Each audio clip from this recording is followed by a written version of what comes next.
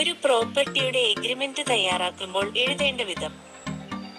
ഒരു property agreement തയ്യാറാക്കുമ്പോൾ ആദ്യം കരാർ ചെയ്യുന്ന തീയതിയും സ്ഥലവും രേഖപ്പെടുത്തണം.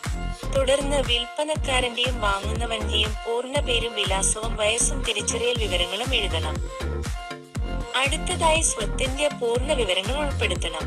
ജില്ല, താലൂക്ക്, വില്ലേജ്, സർവേ നമ്പർ, വിസ്തീർണം, ബൗണ്ടറികൾ എന്നിവ വ്യക്തമായി രേഖപ്പെടുത്തണം.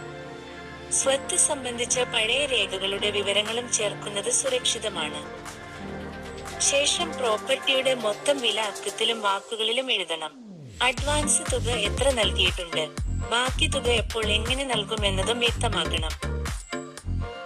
വിൽപ്പനക്കാരൻ സ്വത്ത് തന്റെ പൂർണ്ണ ഉടമസ്ഥതയിലുള്ളതാണെന്നും ബാങ്ക് ലോൺ, കേസ്, മറ്റു ബാധ്യതകളില്ലെന്നും ഉറപ്പു നൽകണം. ഉണ്ടെങ്കിൽ അത് തുറന്നു പറയണം.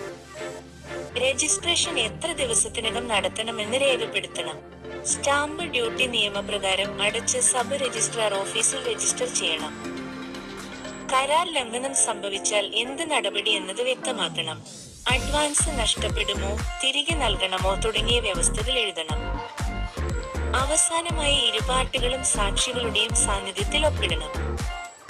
ഇത്തരത്തിലുള്ള കൂടുതൽ നിയമവിവരങ്ങൾക്കായി Bharat public media channel subscribe ചെയ്യുക.